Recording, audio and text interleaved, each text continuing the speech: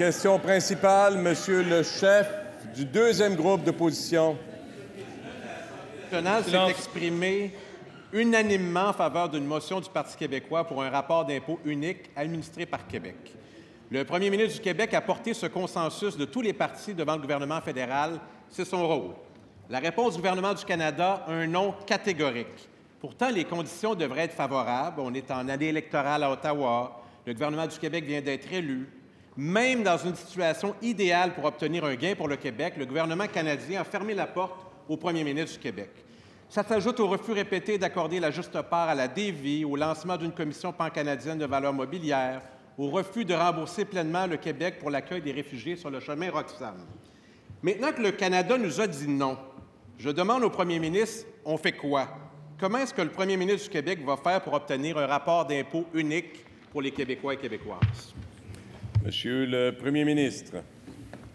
Monsieur le Président, même si le Parti québécois était d'accord avec un rapport d'impôt unique, c'était même avant l'ADQ qui était d'accord aussi avec cette proposition. Par contre, je ne me rappelle pas, pendant les 18 mois au pouvoir du Parti québécois, d'avoir vu beaucoup de batailles avec Ottawa pour avoir un rapport d'impôt unique. Monsieur le Président, il y a une élection fédérale cet automne. Les différents partis fédéraux auront l'occasion de faire des propositions aux Québécois.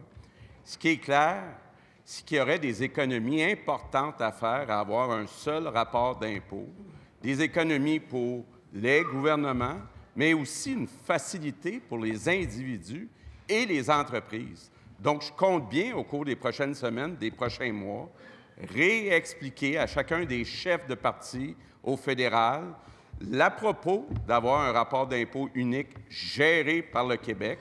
Je pense que c'est consensuel, c'est unanime.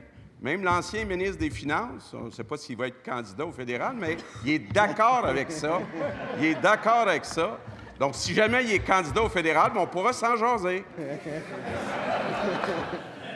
Première complémentaire, Monsieur le chef du deuxième groupe d'opposition. Monsieur le Président, le premier ministre a dit que c'était réconcilié avec le Canada.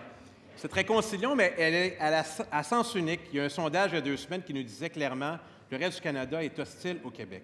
Devant cette hostilité, devant les refus répétés du gouvernement du Canada à nos demandes, est-ce que le premier ministre peut nous dire, est-ce qu'il croit toujours qu'on peut faire des gains pour le Québec au sein du Canada? Sur quoi se fonde son espoir? Monsieur le premier ministre. Oui, Monsieur le Président, on a plusieurs discussions actuellement avec le gouvernement du Canada. Il y aura peut-être un changement de gouvernement au Canada l'automne prochain. Donc, durant l'année 2019, on va parler à tous les partis politiques au fédéral.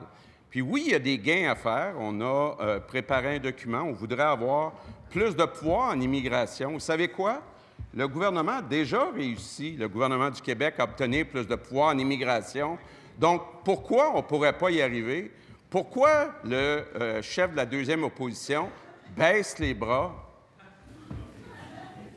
Deuxième complémentaire, Monsieur le chef du deuxième groupe d'opposition. Monsieur le Président, je ne sais toujours pas pourquoi le premier ministre s'est réconcilié avec le Canada, pourquoi il est confortable avec le Canada, pourquoi il y a de l'espoir dans le Canada. Quand il parle de ça, il est un peu mal à l'aise. J'aimerais ça qu'il explique aux Québécois sur quoi se fonde son espoir, qu'on va faire des gains à l'intérieur du Canada avec tous les refus qu'il y a jusqu'à maintenant dans les meilleures conditions possibles. Monsieur le premier ministre.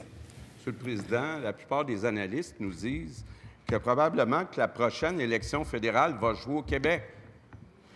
Donc, ça va être très important pour les différents partis qui se présentent à l'élection fédérale de respecter la volonté des Québécois.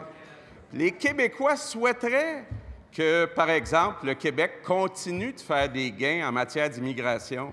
Actuellement, le Québec choisit 60 des immigrants, les immigrants économiques. On voudrait aller plus loin. Moi, j'ai confiance qu'on va y arriver parce que nous, on est de bonne foi dans nos négociations avec Ottawa.